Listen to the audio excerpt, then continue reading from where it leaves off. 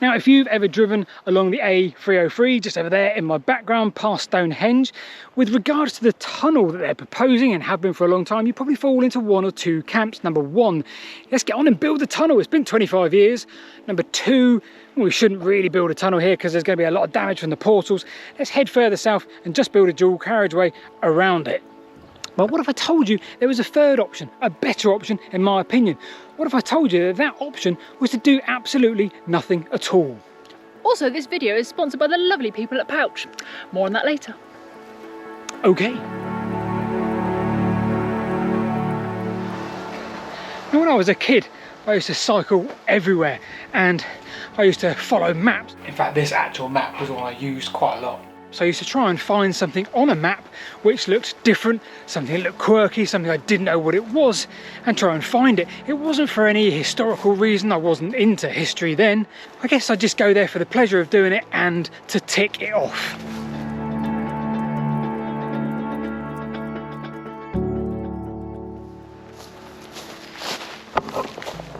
So one of the things I found when I was a kid is this.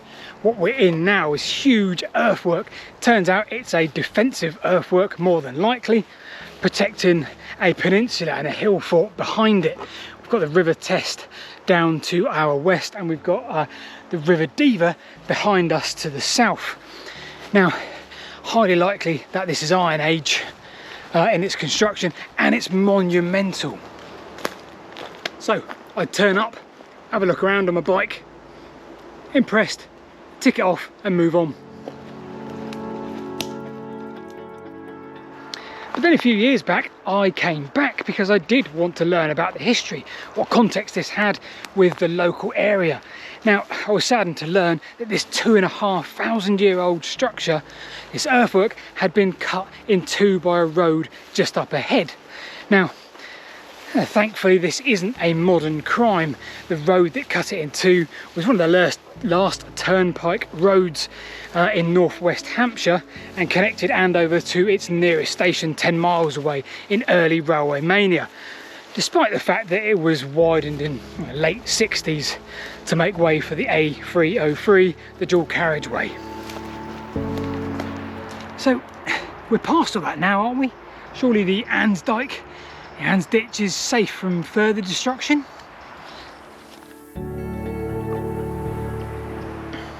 So it turns out, probably not. You see, when I was a kid, riding around on my bike, at the time, there were mutterings of a tunnel under Stonehenge, and that sounded hugely exciting and appealing. And to a degree, it still does now.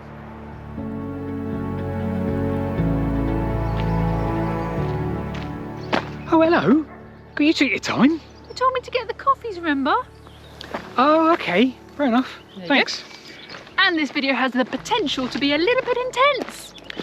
Intense? Like we tried a couple of nights ago. What, tried to get intense? No, intense. You know, we tried to get the tents out, set them up in the garden, ready for a camping trip we've got coming up, but the trouble was, they were mouldy and horrible. Yeah, we didn't put them away properly last time. No, I know. But anyway, do you know what I did?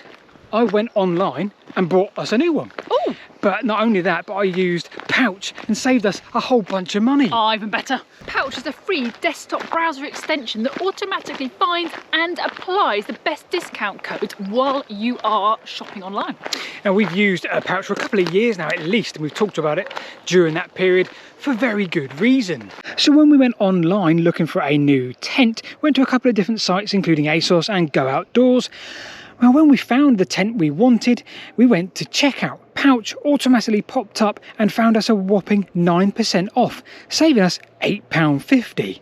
So now we can sleep in an intense tent without worrying about the mould. Pouch works on over 3,000 UK websites, including Tesco's, Game, Currys and Domino's. Which is more than any other similar UK-based browser extension. Pouch only takes a couple of clicks to install, and don't forget to pin it to your browser. Even if there are no live codes available at the time you're shopping online, you can still earn points from participating retailers, which can be redeemed for gift cards. So if you're shopping online, there's no reason not to download Pouch. It's completely free, costs you nothing. Just click on the link in the doobly-doo below.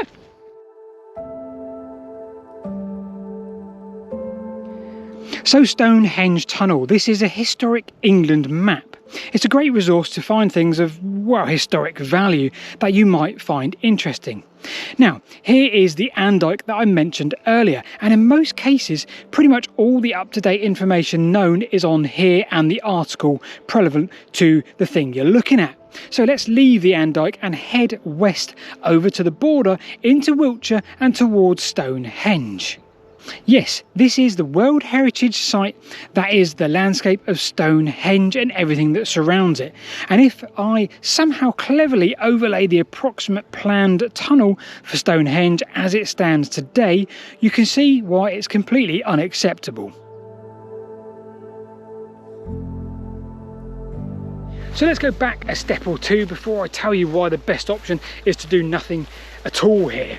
Let's consider the context of the site. Now, if you've driven past here at any time in the last 50 years, you'll probably agree with me, the traffic is an absolute nightmare. Come the summer months, don't expect to pass here quickly at all.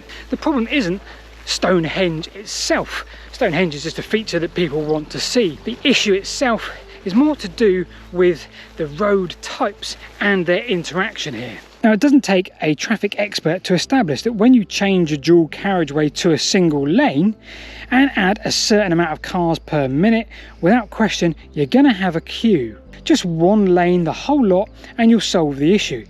But you'll move the problem. That's important. We'll come back to that very shortly. Now, I did mention that when I was a kid, 1995 I think, it was first mentioned and proposed that there was going to be a tunnel here. So buckle up for a extremely short presentation on the brief history of the tunnel and its proposals in under a minute.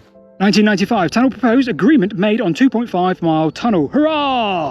1995, government suggests too costly and say cut and cover would be best. Boo! 1999, government plans established and heavily criticised. 2002, 1.3 mile tunnel proposed by the government, 189 million cost. 2004, public inquiry. 2005, government withdrawal plan and now 470 million cost. 2005, Highways Agency do not remove it from their plans. 2005, another steering group set up to look at further options. 2007, scheme closed due to projections of 540 million cost.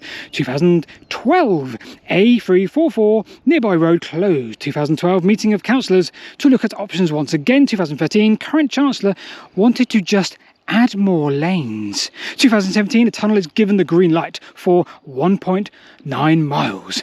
2017, UNESCO condemn the product. 2018, Highways England hold consultations. They set a price at 1.6 billion, planning to start 2021. 2018, the English Heritage National Trust and Historic England in favour of the tunnel, but have concerns about the byways. 2020, Rishi Sunak green lights the project. 2020, November, Grant Shapps grants a development order. Campaigners launch a legal challenge. 2021, July, UNESCO stated that the World Heritage Site status could be lost if the government do not drop the ill-advised project. 2021, July, campaigners in their legal challenge were actually successful. A judge ruled that Grant Shapps' decision was unlawful on two bases. Number one, it did not consider alternatives. Number two, there was no evidence of impact on the assets of the site. 2022, May, International Consortium was appointed to build a tunnel. A combination of 3 different companies from Spain, Italy and Austria. 2022, June, Department of Transport and National Highways investigate whether alternative plans were considered. Why are they investigating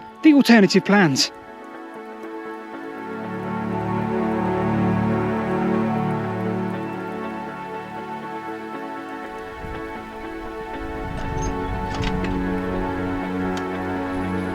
Well, that was a bit longer than a minute. Admittedly, yes, and there is a lot to unpack there. I'm not about to unpack that right now. Let's consider exactly where we are now. This is Henge. It was discovered as recently as 1925, built around the same time as Stonehenge, depending on which bit of Stonehenge.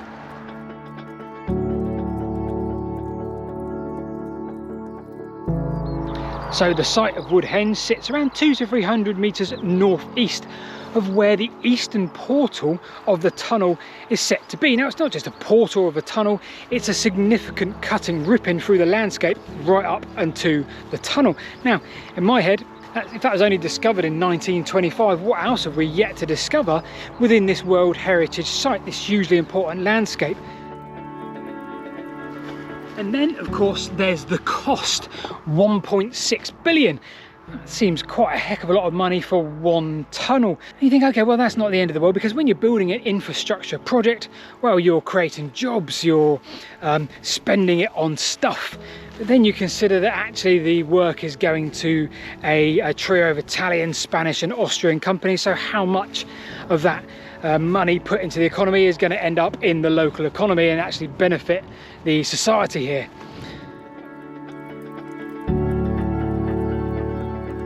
So as we approach Stonehenge from a completely different viewpoint we've not seen before, consider what should the alternative be? Should it be to build a tunnel underneath it, dual carriageway?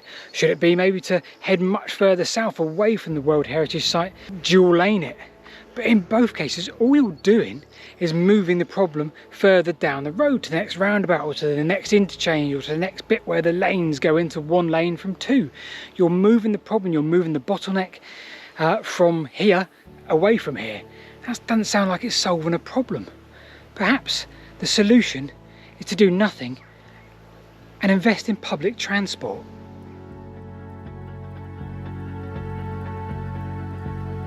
Now, if you're local to here, you're probably hammering your keyboard right now at me, and I completely get that and I understand, so do feel free to hammer the keyboard. But I'm local too, and I've travelled to my father who lives in Wincanton, and it only takes me 45 minutes by car if I miss this bit of the A303. But if I wanted to take public transport to my father's house, it takes me 3 hours and 15 minutes. That's crazy. Amesbury, the town just over there, used to have a rail connection. It doesn't anymore. If you want to catch a bus from Amesbury to Andover, 12 miles, it takes you an hour, and yet 15 minutes by car. That shouldn't be the case. You should be able to come to an attraction like Stonehenge, use public transport, and spend more time at the attraction than you do on the public transport in the first place. If you want to catch a train anywhere west of here, you've got a single line passenger line. There's never any freight on it, and of course single line is very restrictive to how trains operate. Let's invest in that public transport. So I've been Paul. And I've been Rebecca, and I think what you're trying to say is let's campaign for some better public transport. Absolutely, let's give ourselves a chance to do stuff in the right way, I guess. So this has been quite an intense video. See what we did there, intense, yeah. So that's reminded us to thank our sponsor for today's video, which is the delightful people at Pouch. Again, if you want to save yourselves a bunch of money, link in the doobly-doo below. Link in the doobly-doo below. So from me and Rebecca, thanks for watching. We'll see you this time next week.